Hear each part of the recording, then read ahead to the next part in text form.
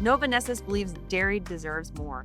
That's why its biosolutions are designed to take your dairy to the next level, delivering better flavor, texture, and clean label appeal while supporting sustainability and efficiency.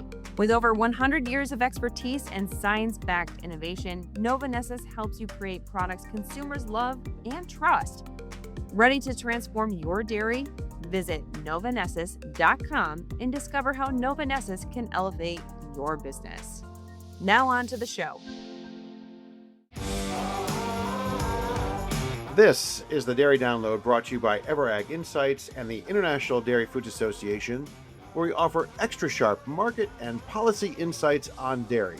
I'm your host, Phil Plord. And I'm your co-host, Kathleen Wolfley. This week's episode is all about insights on today's dairy consumer. Once again, our guest joined us at IDFA's Dairy Forum in January for a couple of engaging conversations. We'll get to that in a minute. First, Kathleen, where are we now?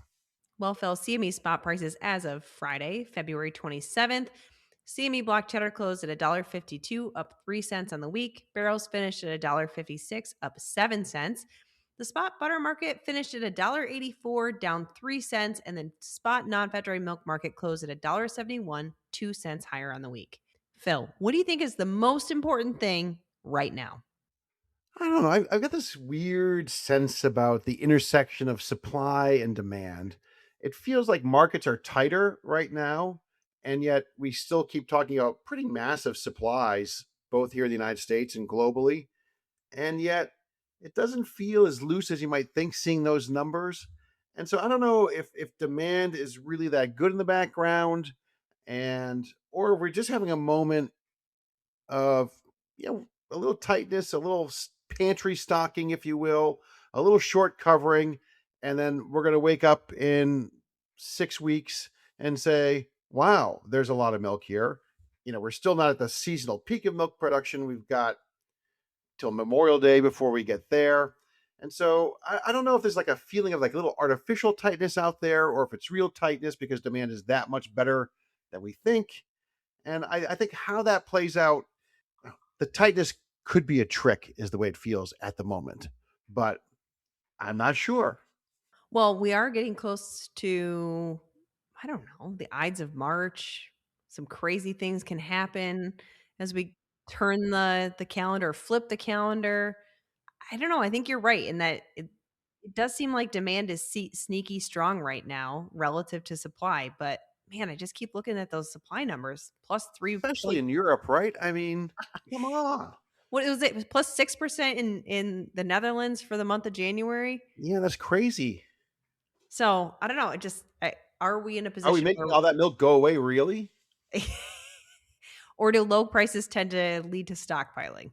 Or better demand, right? Or all the above. Yeah. I guess we'll see. That's the conundrum right now for me. But I will say that because we've had this little shift in dynamics in the marketplace, at least a few of my fearless predictions that I came out with early on this year are wrong. But we'll get to that later. Well, I have one that's going to get blown out of the water pretty soon myself, I think. We're just going to sweep that under the rug real quick. All right. My most important thing right now is the slope of hope is back in the futures curve for class 3 and class 4. I was just checking out Q3 class 3 prices, basically since the beginning of the year, up about $1. Q3 class 4 prices up about $4 from the January lows. Producers entered this year, and I think a lot of market participants entered this year thinking, man, it could be a pretty tough year for dairy farms, and asking a lot of questions of when are we going to start to see slaughter rates pick up as folks need to generate some cash with some cull cows. At what point do we start to see the margin strain at the dairies really lead to a bit of a pullback in milk production? Today, with milk prices up $1 on class 3, up $4 on class 4 in that Q3 timeframe, I don't know as though there's really that incentive now for producers to really be looking at a pullback in supply. I was just checking out the Dairy Margin Coverage Program margin estimates for 2026. And as of futures today, looking at around $11.30, that's actually up from where we landed in 2025. So again, I think that this whole combination of a bit stronger margins at the farm, spurred on by better milk prices, may kick the can down the road as we think about any potential milk supply contraction. Yeah, so here we are playing back to what I said. 8 weeks ago, I think we were looking at, whoa, spot prices worth about $13 milk. That DMC margin number had gotten to close to 9 or even under 9, if I recall correctly. And we're like, okay, well, here it comes, right? But so not only do we have a lot of supply in the moment, it feels like we've stopped sending the signal to stop making milk. Yeah. Oh, and by the way, the beef on dairy calf prices are on their way back up. All-time record high by one measure. Yeah, we were looking at 1,500 $1,500, and some of the reports off the farms here in the I think these were Midwest numbers, close to 2 grand. Really, I've not heard that one. Yeah, some pretty spicy numbers out there. That is spicy for sure. Do you have a stat of the week? I do have a stat of the week. My stat of the week is 30 million pounds. On a butterfat basis, the US exported 30 million pounds of butterfat by way of butter and AMF exports in December. That was a 22 million pound gain from the year before. And I ran the math. How much butter can you make from that 22 million extra pounds of butterfat? By my metrics, it's around 28 million pounds of butter. So we exported a ton of butterfat in the month of December. And if we were to just put that all in butter production instead of shipping it abroad, we could have had much bigger stockpiles potentially in January. It's like the old point counterpoint thing, but Kathleen, Comma. we made enough extra fat during the month to make it, 50 million extra pounds of butter plus. Yeah. So it's not like we're not, I mean, we're not overburdened with it as a function of that, but I don't know that we're going to be out of butter either. I would agree with that. And hey, more milk, more fat in every pound of milk means that every month we're going to be making more fat at the farm level. So we're shipping a lot abroad, but we're making more at the homestead every day. And if we want to stay out of the price ditch, we probably got to keep those shipments going. Oh, yeah. Okay. What's your stat of the week? All right, mine is plus 4.4%. And interesting story in the Wall Street Journal this week about what's an obscure number, but shockingly, one I already followed. It's the Merchandise World Trade Number published by the Netherlands Bureau of Economic Analysis. And this basically measures the movements of goods between countries.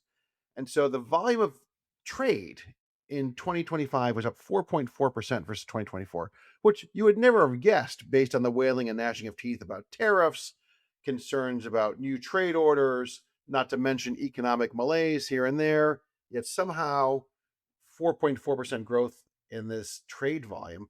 And it speaks to what's probably been a somewhat better overall global economy than maybe we were giving it credit for. And also maybe speaks to some of that sneaky demand strength that you see in some products as well. And interestingly, when you look at it, it was split pretty evenly between developing nations and developed nations. If you look at non-China Asia, big number, big increases in imports. And I wonder if the effect of lower prices, sort of the wearing of this tremendous inflation they suffered over the past few years, a little bit weaker U.S. dollar, really brought folks to the table to buy more of everything. And so I think that's kind of a bullish signal out there that, long story short, this number suggests that the global economy may be better than we thought and on better footing. I think that goes back to your initial point around demand. Is demand on a little bit better footing? Because the cheese data that we've seen on global cheese imports is stronger than I would have anticipated. Yeah, the U.S. demand isn't spectacular, but elsewhere in the world it looks pretty good. Okay, it's that time. Fearless. Time to be wrong right away. Time to be proven wrong next week. At least it's over quick. It's merciful. Okay, I'll go first. In the first 2 months of the year, we saw CME spot dry whey hit 75 cents. I think we've put the highs in for the year on CME dry whey prices. Okay. I'm not picking highs in prices because I'm afraid that my butter won't trade over $2 in 2026 is going to be obliterated by the time most of you hear this podcast. Yeah, we are heading into the new crop season.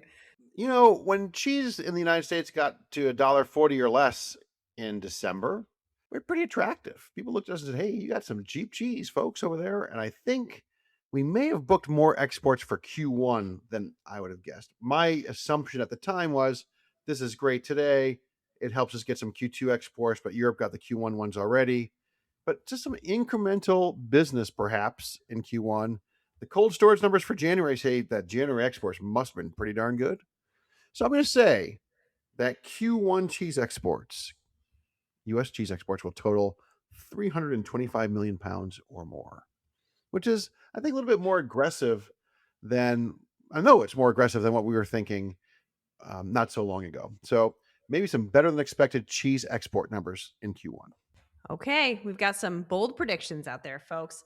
Phil, we had some great guests while we were in Palm Desert for IDFA's Dairy Forum 2026. Let's get to our first guest. Hi, we are live from Dairy Forum 2026 here at Palm Desert, California, where it's a lot sunnier than it is back in Buffalo, where they have 1.5 feet of snow. We are excited to welcome Marina Crocker, Senior Director of Product Category and Marketing with Hilmar.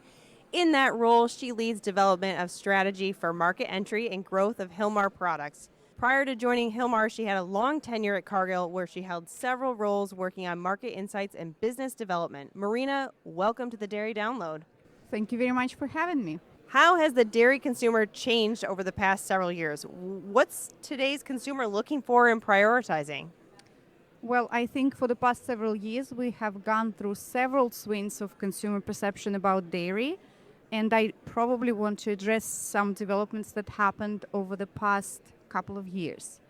One very notable trend and change in behavior that I want to bring up is that thanks to hard work of various industry associations, the value of dairy in consumers' eyes is actually elevating. It has been elevating.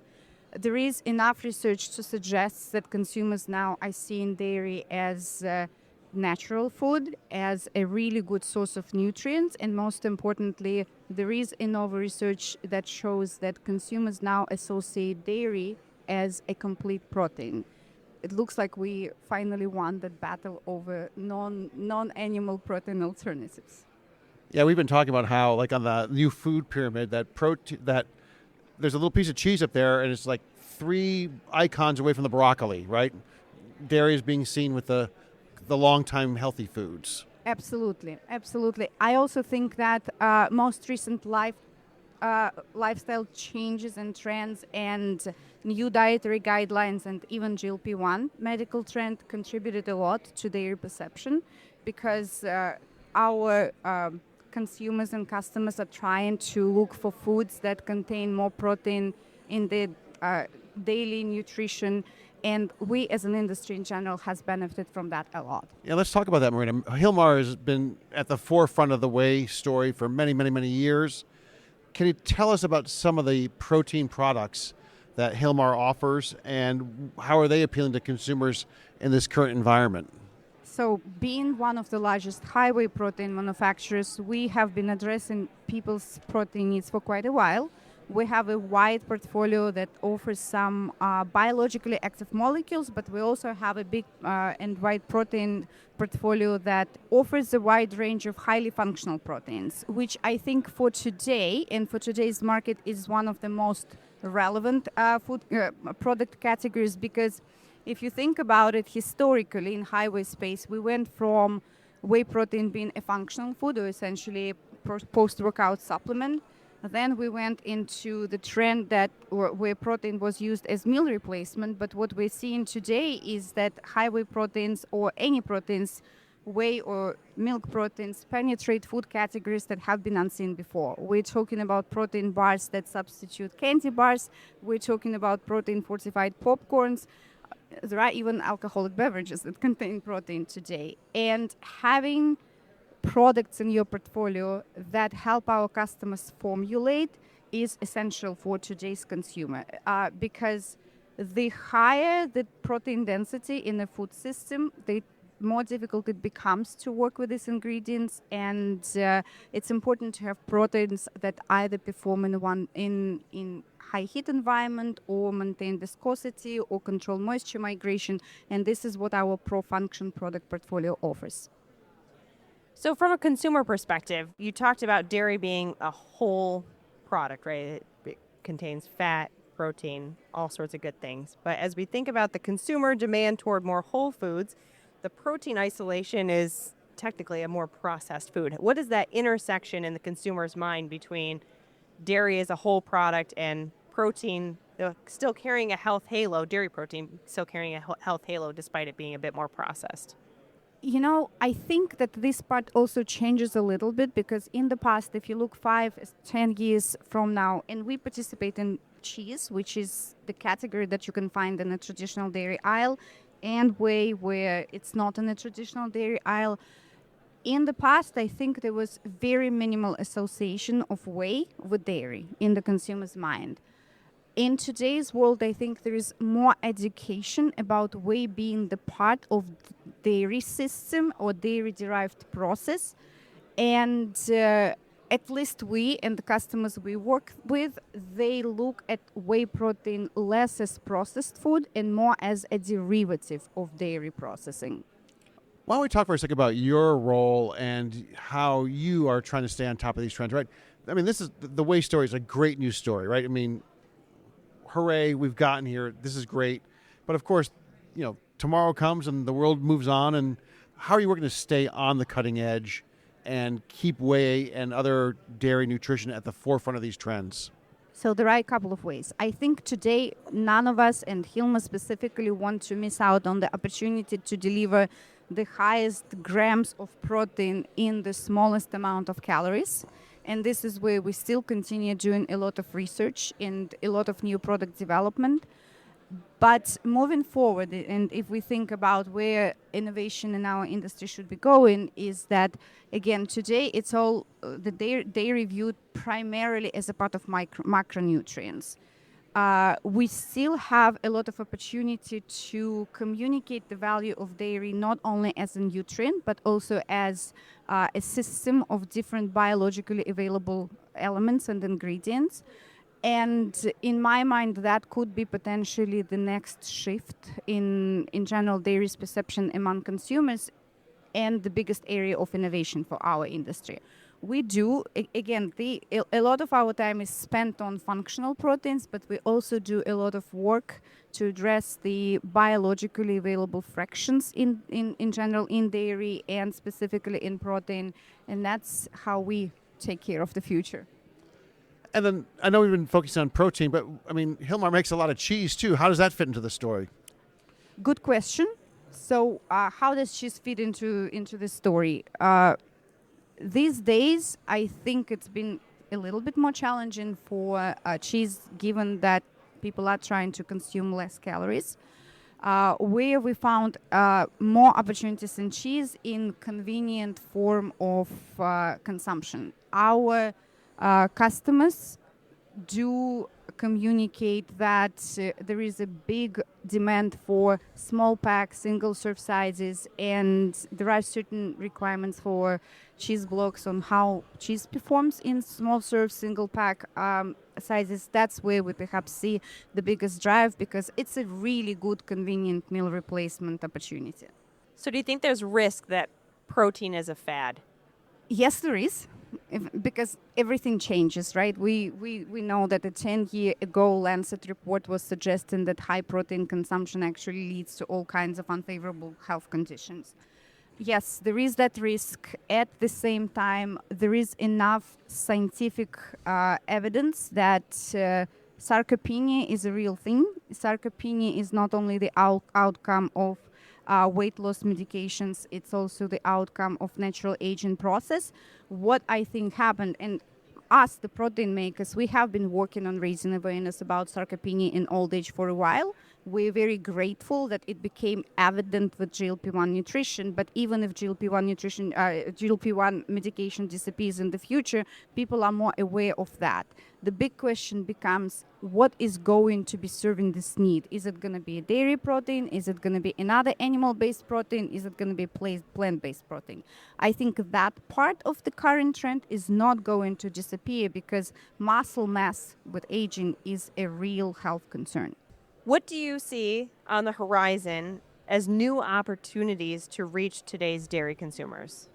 I see children nutrition as one of the biggest opportunities. How do I think about it? When children are small, their parents are responsible for their nutrition. And this is where obvious forms of dairy come into play.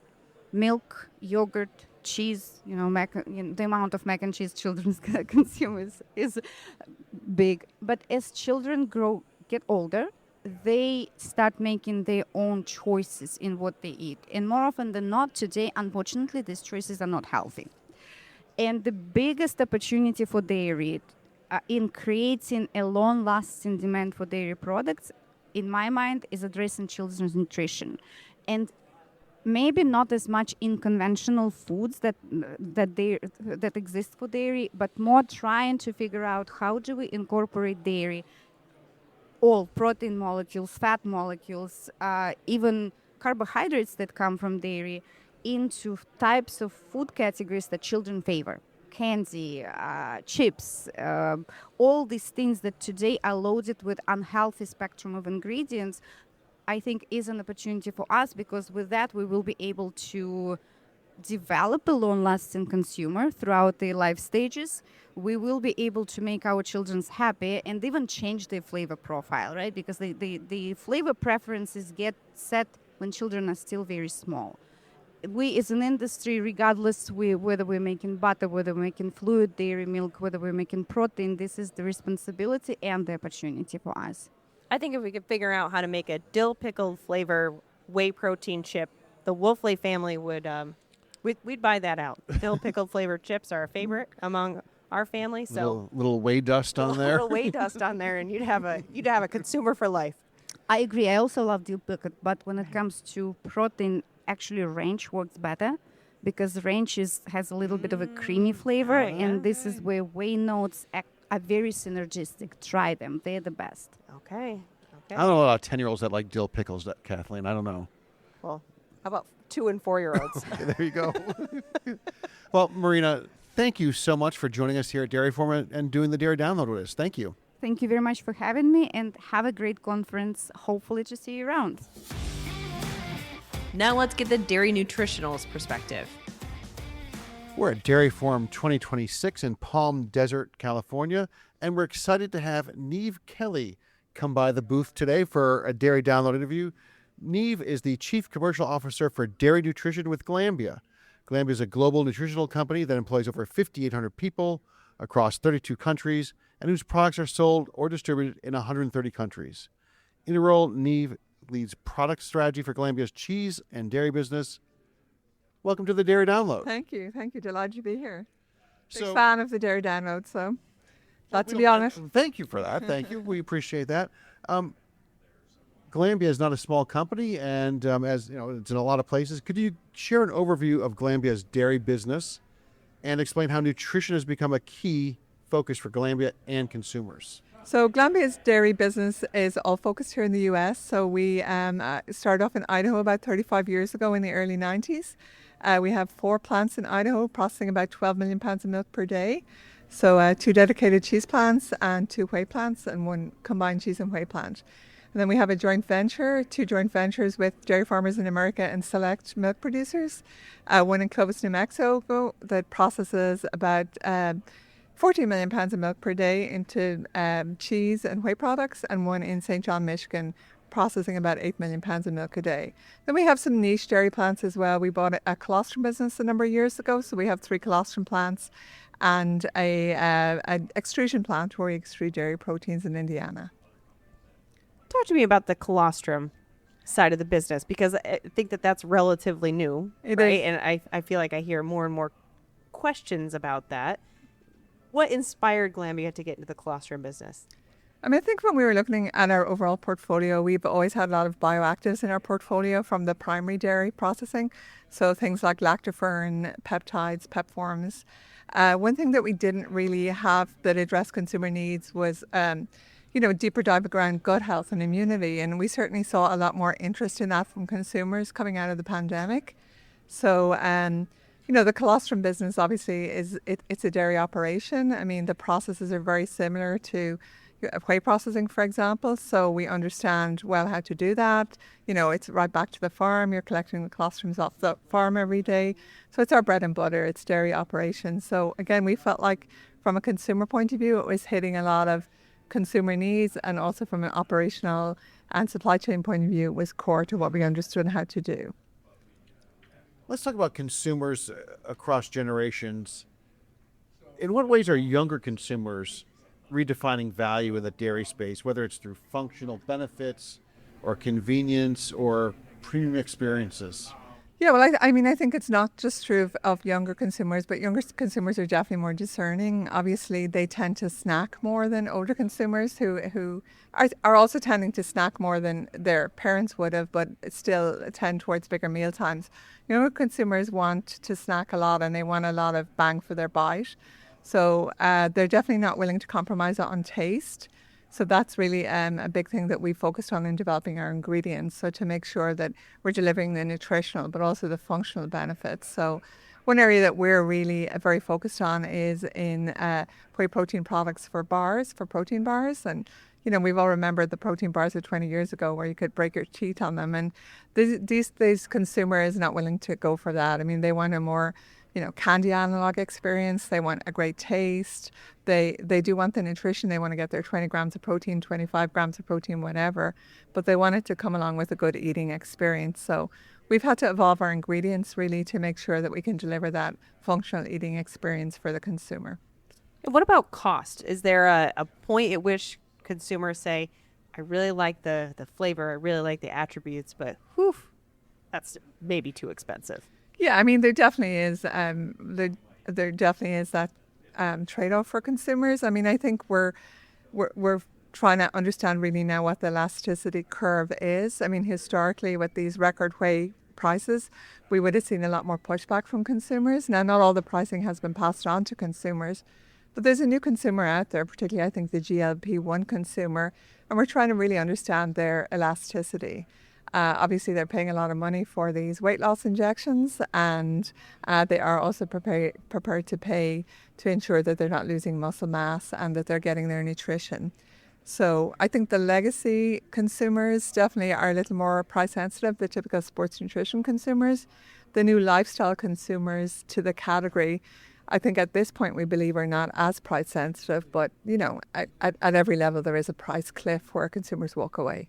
Is there anything that you're working on for aging consumers? Again, really in our bioactive portfolio, so looking at those fractions like the lactoferrin.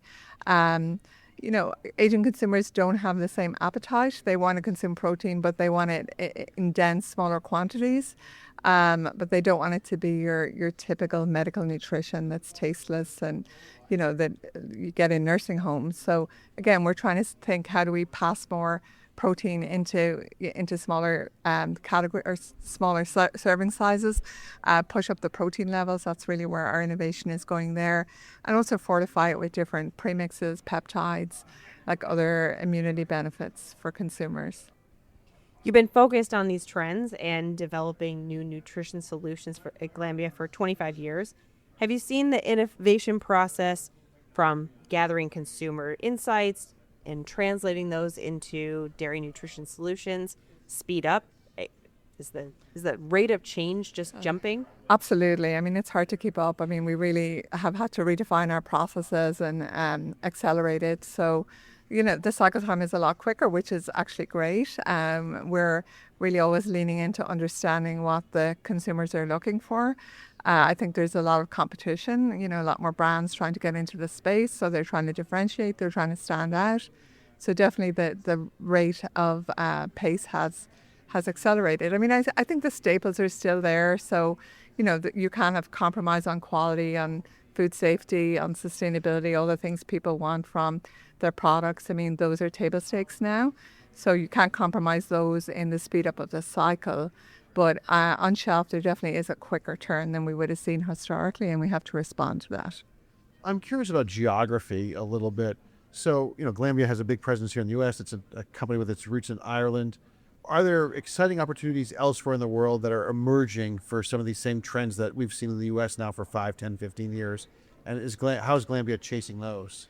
Yeah, I mean, we export globally a lot. I mean, particularly to Asia Pacific, South America as well.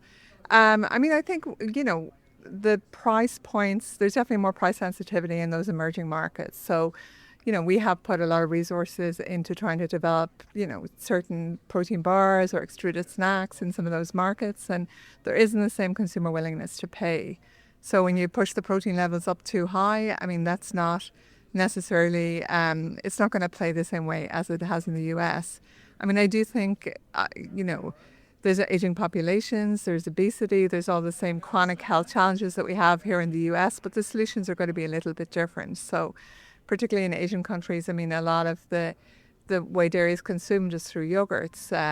So a lot of our innovation is around yogurt there, which typically that's not an area we play very much in the US. So, I think the US definitely leads the trends. I mean, I think Europe is lagging where the US is in some of these functional foods, but is catching up quickly.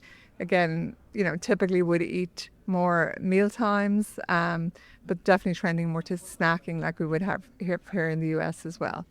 What is the most interesting innovation that you've seen from a U.S. perspective and a global perspective? That's a good question. I'm not sure I can put my finger on that. I mean, I think, just really the change in the texture and the taste of the products here. I mean, how we really have been able to make dairy more delicious and bring it to consumers in different formats here in the US. I mean, I think the products have just evolved tremendously. I think there's been a lot of innovation around whey proteins, delivering different textures, different protein levels across a bunch of applications. I mean, our extrusion company that I mentioned down in Indiana, we bought that because, we're starting to see a little format fatigue with the legacy formats like powders and bars. People want to eat, they want to eat different crunchy snacks. They want to consume proteins in those formats. We spend a lot of time working on protein chemistry in our protein ingredients so that we can extrude them, because it's not typically easy to extrude proteins. And you'll see a lot of protein cereals in the aisles now. You'll see a lot of protein snacks, handheld chips and crisps and stuff like that. So I think that's been exciting innovation. It's Dairy Forum 2026. We're on day 3. Mm-hmm. What's your favorite thing so far? I can't believe it's only day 3. It seems like we've been here for about 2 weeks. My favorite thing is always just catching up with the colleagues. I mean, this is such an amazing industry, and get to see old faces like you, not old, but old friends. You meant Phil, that's okay. And so it's just been awesome seeing everybody and, just talking and everybody finding out what's going on in the business. And, it's such a great industry, salt of the earth people and wonderful people. So I've really enjoyed that. I mean, the sessions are excellent, always great sessions, but really what I enjoy is the networking and the chance to connect with everybody in the industry. Well, we're so glad you took a little time away from your busy schedule to join us on the Dare Download. Thank you. Good to see you again. All right. Thank you. You too. That's a wrap for today's show. As always, we want to thank our production team, Mariah Minnick, Andrew Jerome, and Jeff Cullen at IDFA, and Abby Bauer over here at Everag. If you are interested in what Kathleen and I do for our day jobs, check us out at ever.ag. And remember, if you enjoy the show, hit the subscribe button and leave us a positive review on your favorite podcast platform. Thanks for listening to the Dairy Download. Until next time, stay sharp.